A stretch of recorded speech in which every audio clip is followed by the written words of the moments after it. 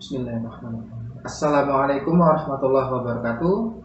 Alhamdulillah, assalatu wassalamu ala rasulillah wa ala alihi wa sahbihi wa man wala wa ba'd. Apa kabar anak-anakku sekalian? Semoga sehat selalu, tetap jaga kesehatannya di rumah. Baik, sebelum kita belajar, mari kita berdoa terlebih dahulu. Semoga belajar kita anak-anakku sekalian dirahmati Allah Subhanahu wa taala dan menjadikan suatu ibadah kita kepada Allah Subhanahu wa taala. Mari kita berdoa dulu ya anak-anak sekalian. Bismillah, berdoa dimulai.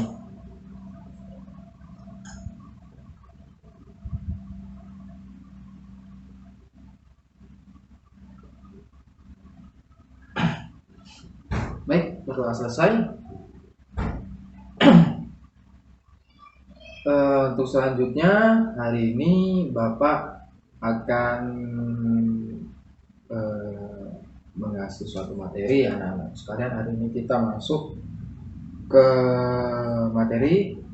Sebenarnya belum pada tahu ya materinya apa ini. Wah, ini materinya sangat seru sekali anak-anak sekalian, yaitu tentang Khulafaul Ar-Rasyidun.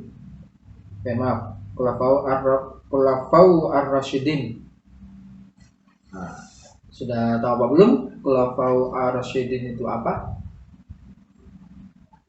Belum sepertinya. Maka dari itu Bapak akan jelaskan ya. Khulafaul Ar-Rasyidin itu apa sih? Maksudnya apa sih Khulafaul Ar-Rasyidin itu? Nah, pada penasaran ya? Langsung saja Bapak akan jelaskan. Khulafaul Ar-Rasyidin itu kekhalifahan ya yang berdiri setelah wafatnya Nabi Muhammad Sallallahu Alaihi Wasallam. Lalu gimana sih Pak maksudnya itu?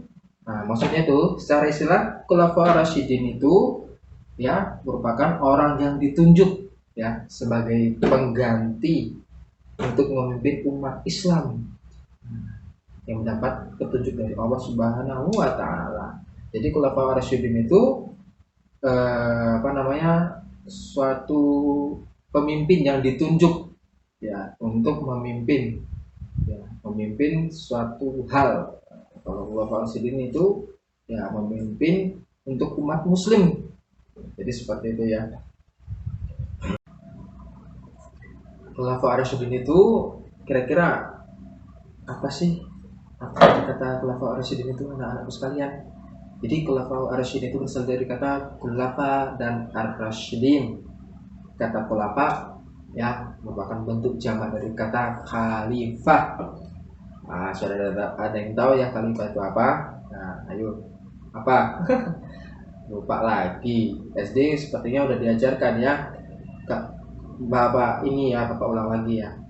Kata khalifah yang artinya pengganti. Khalifah artinya pengganti. Sedangkan Ar-Rasyidin artinya mendapat petunjuk. Arti dari kata Khulafaur Rasyidin itu para pengganti dan penerus kepemimpinan Islam setelah Rasulullah Sallallahu Alaihi Wasallam. Ya, Khulafaur Rasyidin itu terdiri dari 4 anak-anak sekalian. Dari 4 sahabat. Yang pertama Abu Bakar As-Siddiq, Umar bin Khattab, lalu Utsman bin Affan, dan Ali bin Abi Thalib. Baik anak-anakku sekalian, Bapak akan jelaskan Khulafaur Rasyidin yang pertama ya. Siapakah itu? Abu Bakar As-Siddiq. Nah, Abu Bakar As-Siddiq itu merupakan sahabat Rasulullah Shallallahu Alaihi Wasallam dan merupakan pemimpin umat Islam yang pertama yang ditunjuk oleh Nabi Muhammad SAW sebelum Nabi Muhammad SAW wafat.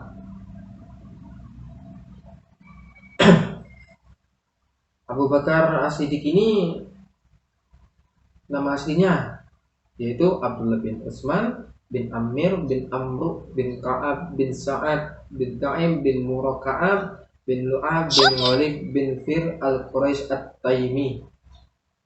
Masya Allah, banyak ya. Juga karena dakwah beliau tidak diterima oleh masyarakat tauhid. Abu Bakar itu yang melindungi. Masya Allah, luar biasa. Maka dari itu anak-anakku sekalian, untuk kalian ya, generasi-generasi muslim yang luar biasa, harus memperjuangkan agama Islam ya. Dengan caranya gimana Pak? Belajar yang benar, sholat yang rajin ya. Jangan lupa juga baca Al-Quran. Dan anak-anakku sekalian, Bapak akan ngasih video Abu Bakar As-Siddiq, tentang Abu Bakar As-Siddiq. Biar anak-anakku lebih paham lagi, Abu Bakar As-Siddiq itu apakah benar merupakan sahabat Nabi? Kok bisa sih setelah masuk Islam memperjuangkan seluruh jiwa dan raganya ya, memusatkan untuk agama Islam dan kata bendanya buat memperjuangkan agama Islam. Maka dari itu Bapak akan kasih video ya, anak-anakku sekalian, mohon untuk dilihat dengan baik, dipahami dengan baik-baik ya, dengan sebaik mungkin diperhatikan. Oke, Bapak akan kasih videonya. Peristiwa wafatnya Nabi Muhammad SAW menyebabkan kesedihan kaum muslimin di Madinah. Sebelum jenazah Nabi dikuburkan, sekelompok tokoh utama dari kaum Muhajirin dan kaum Ansor berkumpul untuk menjawab pertanyaan soal kepemimpinan.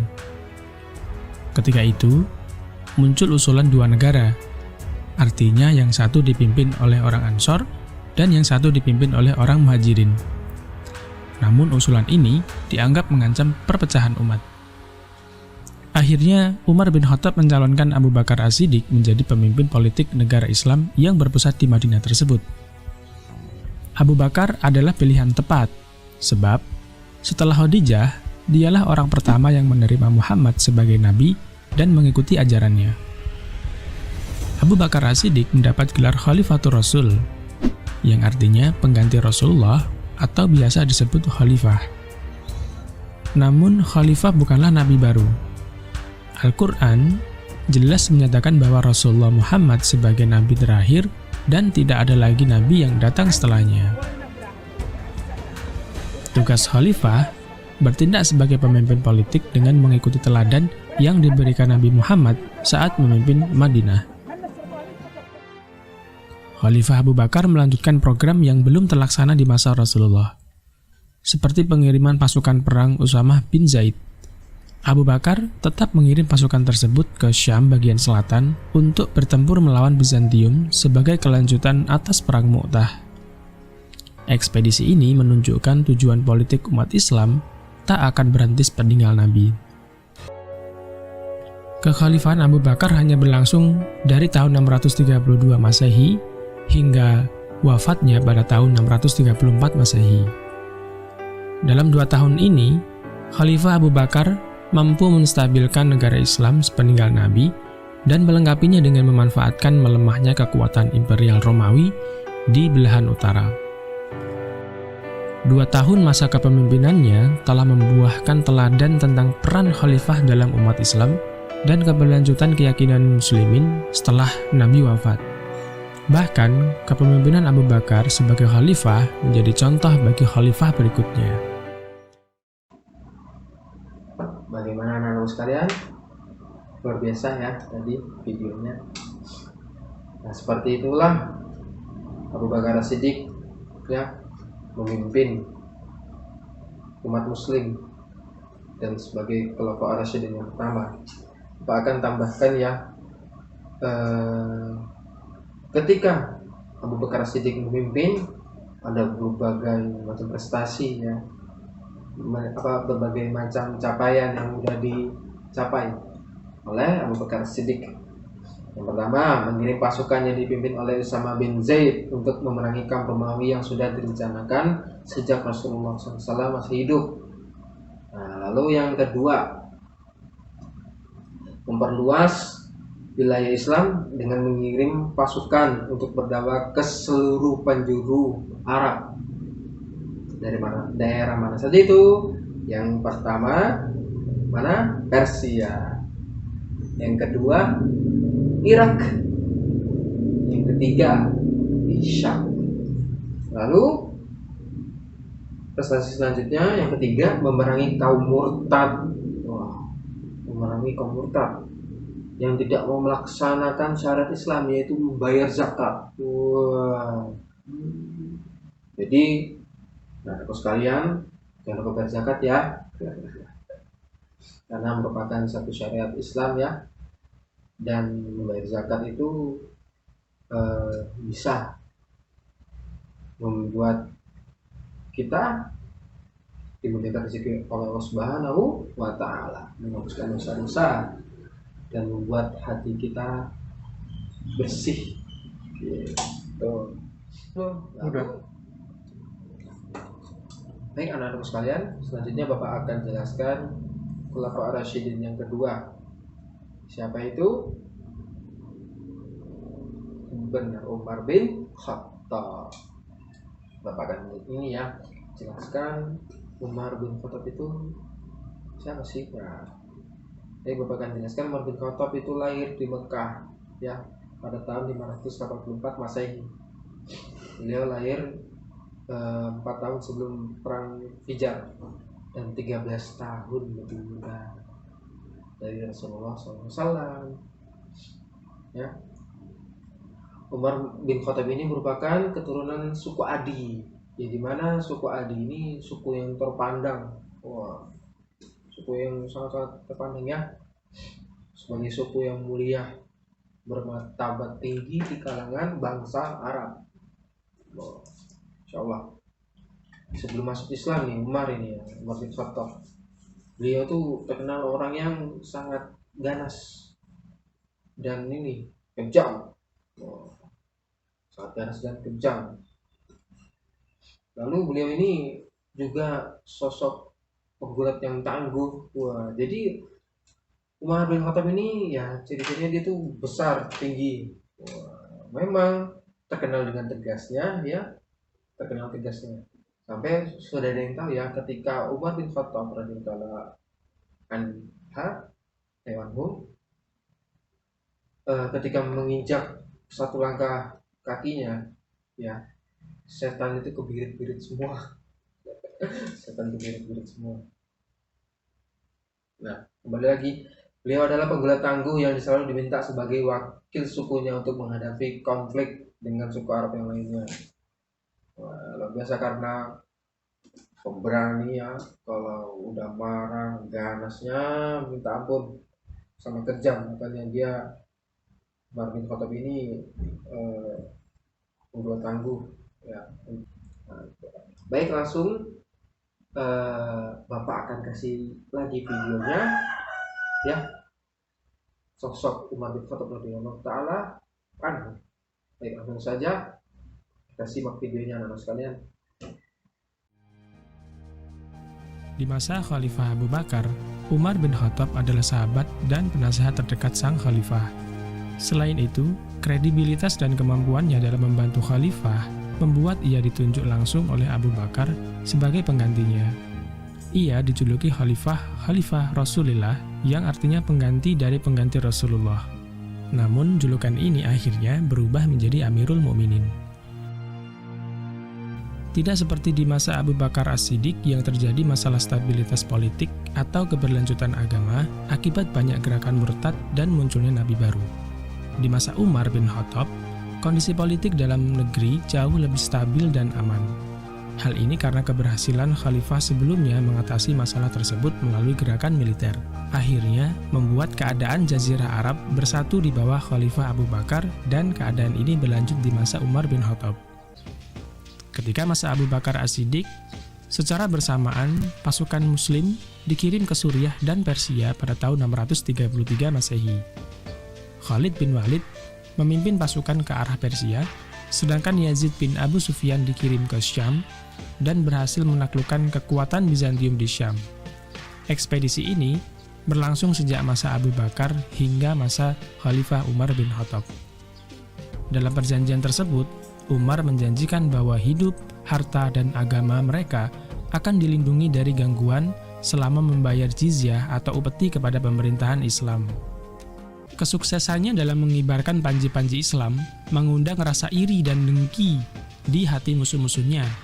Salah seorang di antara mereka adalah Fairuz atau Abu Lu'lu'ah. Mantan pembantu Mughirah bin Syu'bah ini telah mengakhiri hidupnya dengan cara yang amat tragis. Ia menikam Umar bin Khattab tatkala sedang memimpin sholat subuh pada Rabu 26 Zulhijjah tahun 23 Hijriah atau bertepatan pada tahun 644 Masehi.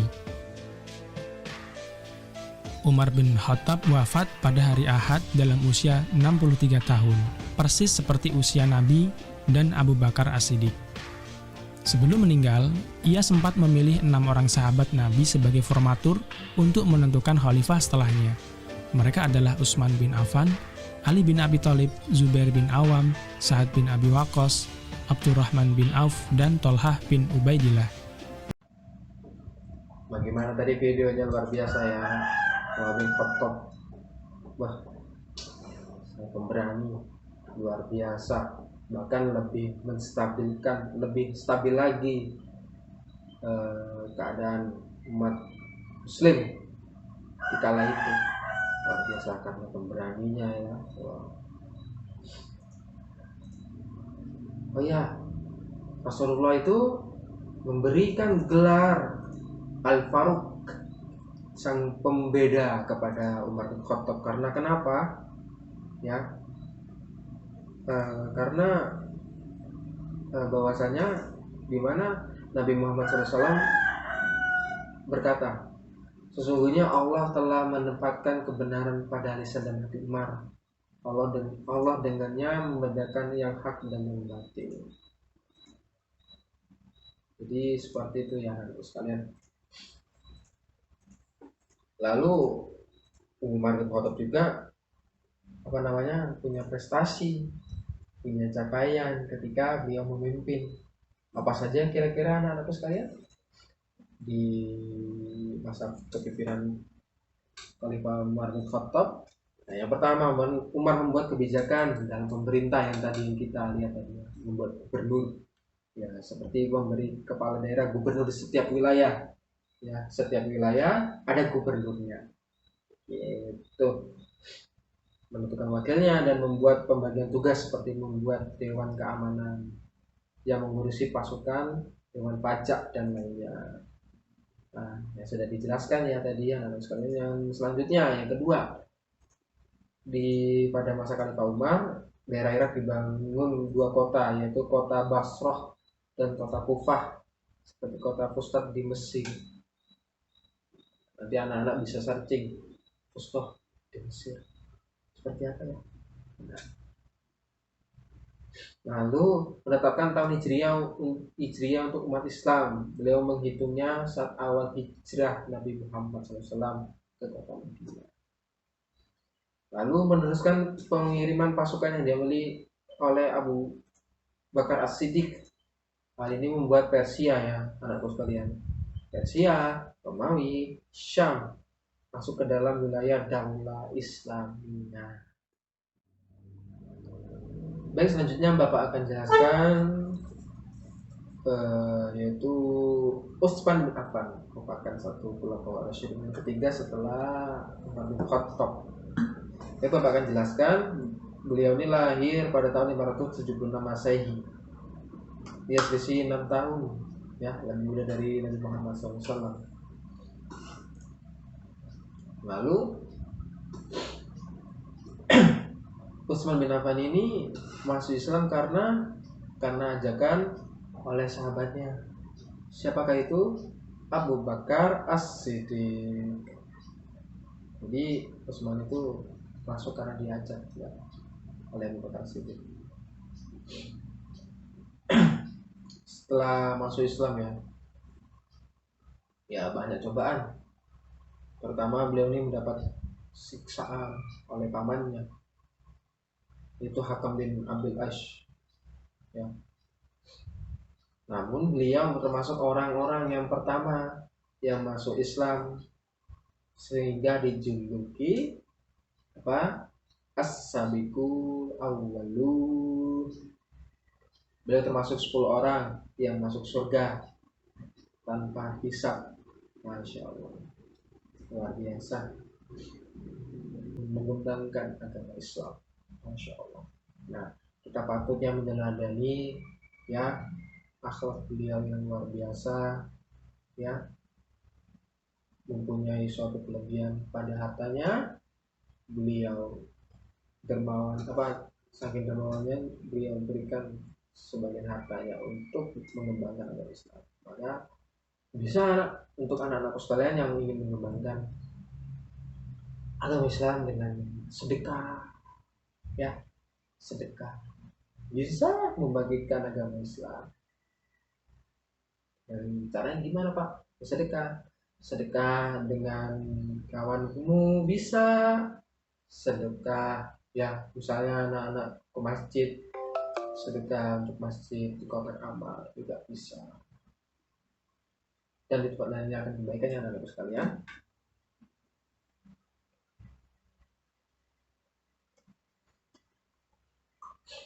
Baik, langsung saja ya, kita lihat lagi video selanjutnya tentang Utsman bin Affan. Oke, nah, harus tetap semangat ya anak-anakku sekalian. Iya, luar biasa, memang videonya seru-seru. Nah, langsung kita lanjutkan ya video tentang Utsman bin Affan. Lanjut. Utsman bin Affan diangkat sebagai khalifah pengganti Umar bin Khattab pada awal Muharram tahun 24 Hijriah atau 644 Masehi. Sebelumnya, Khalifah Umar bin Khattab telah menetapkan 6 orang sahabat untuk bermusyawarah memilih khalifah di antara mereka. 6 orang tersebut adalah Utsman bin Affan, Ali bin Abi Thalib, Zubair bin Awam, Tolhah bin Ubaidillah, Abdurrahman bin Auf, dan Sa'ad bin Abi Waqqas. Mereka sepakat memilih Utsman bin Affan. Selama masa kekhalifahan Utsman bin Affan, Islam terbentang dari Armenia, Kaukasia, Khurasan, Sijistan, Siprus, sampai mencapai Afrika Utara. Setelah menghadap Utsman bin Affan di Madinah atas protes beberapa pasukan dari Mesir, sekelompok pasukan ini pulang ke Mesir. Namun dalam perjalanan, para pasukan mencegat surat yang diduga ditulis khalifah untuk gubernur Mesir yang memerintahkan hukuman mati bagi mereka.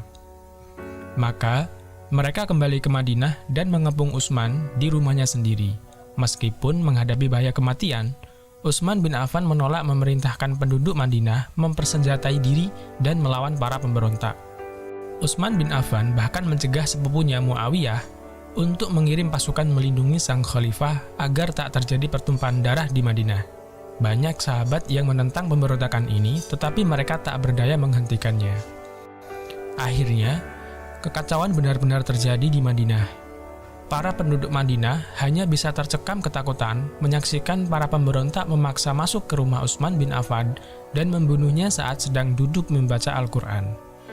Khalifah Utsman bin Affan wafat terbunuh oleh para pemberontak. Dunia Islam gempar atas peristiwa tragis di Madinah yang merenggut nyawa sang khalifah.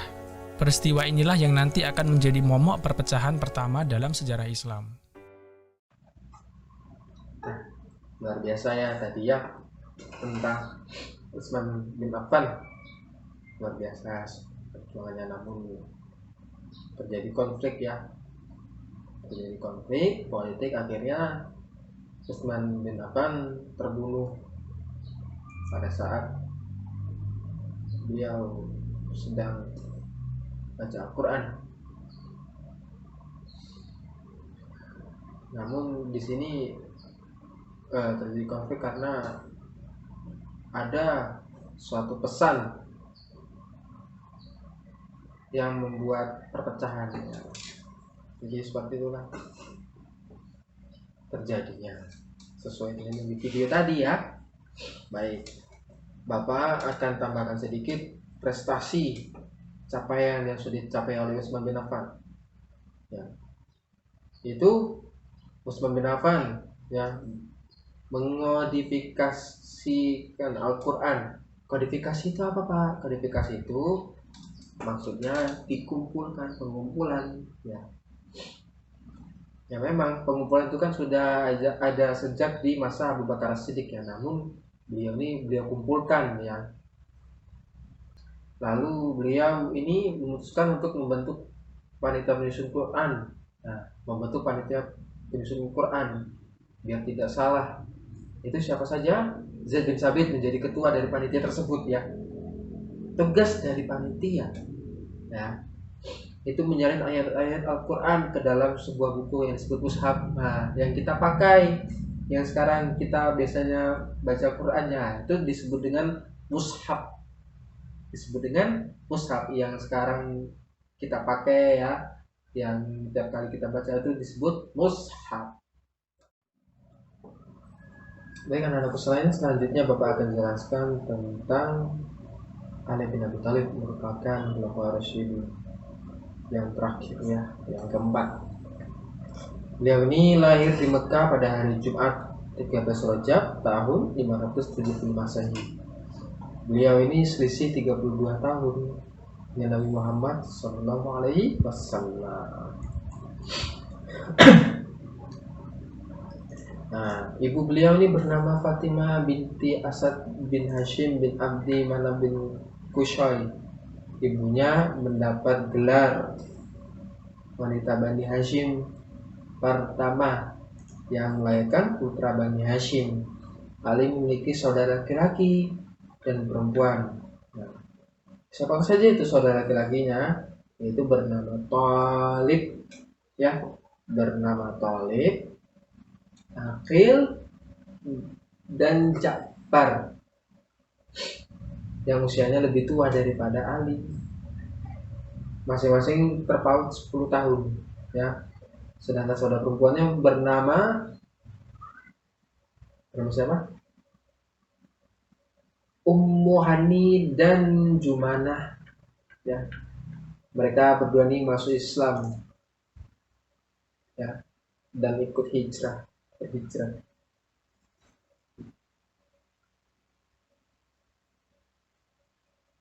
Nah, Ali bin Abi Thalib ini mendapat nama panggilan Abu Turab, bapaknya tanah dari Nabi Muhammad SAW. Nah, kenapa kok beliau dapat julukan Abu Turab?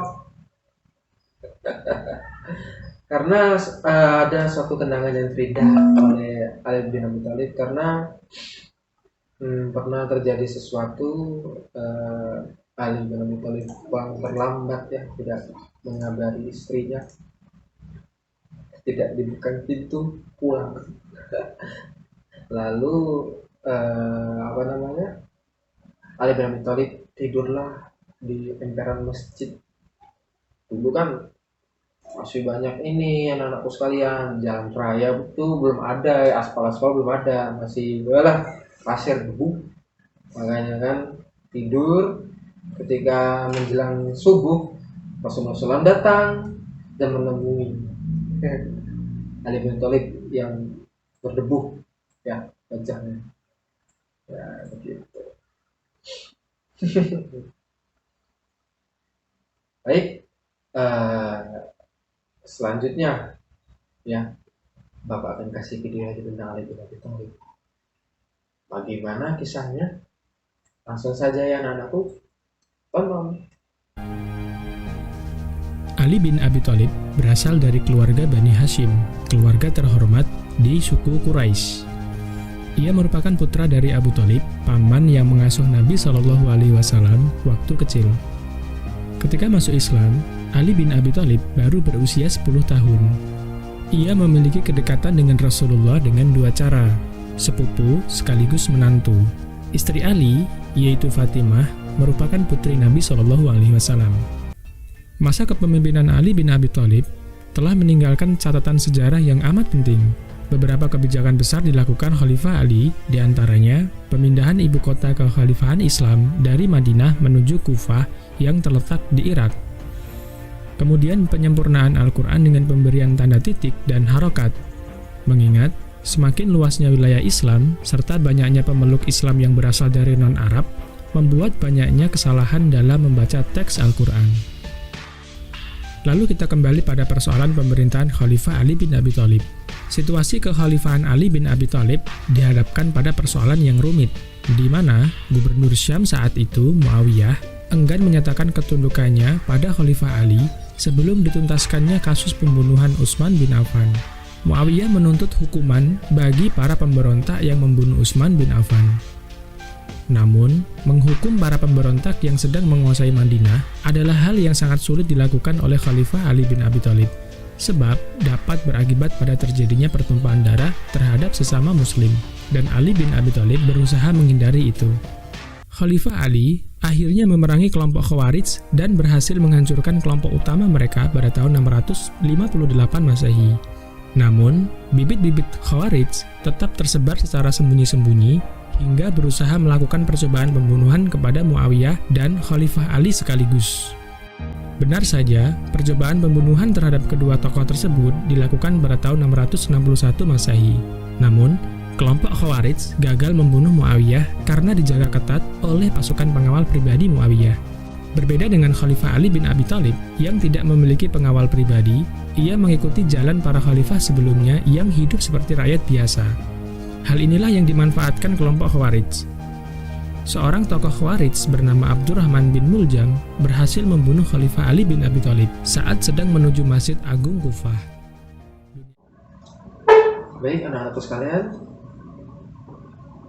itu merupakan materi kita yang hari ini kita belajar tentang Khulafaur Ar-Rasyidin ya. Jadi luar biasa anak-anakku, kisah perjuangan sahabat Nabi Muhammad SAW yang merupakan pemimpin umat Islam ya. Jadi siapa saja? Ada yang masih ingat? Yang pertama Abu Bakar As-Siddiq, kedua Umar bin Khattab, yang ketiga Utsman bin Affan, yang keempat Ali bin Abi Thalib. Patut kita teladani ya, teladani sikapnya, akhlaknya, ya, pemberaninya, ya seperti Umar. Kita patut ditiru keberaniannya untuk membela agama Islam, mempertahankan semuanya, tegas. Jadi kita semangat ya, harus berani kita untuk membela agama Islam. Bukan berani ini ya, berantem gak jelas dan seperti itu. Dan juga kita mengikuti seperti ya Utsman bin Affan, orang yang kaya namun dermawan, suka berbagi.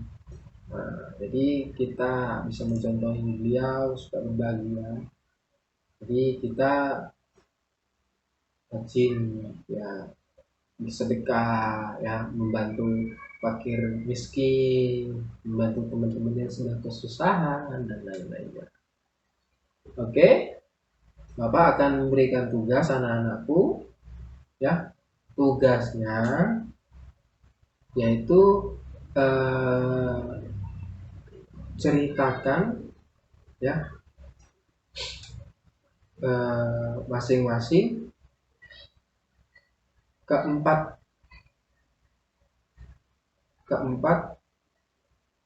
tokoh Khulafaur Ar-Rasyidin ini ya, dengan cara dirangkum.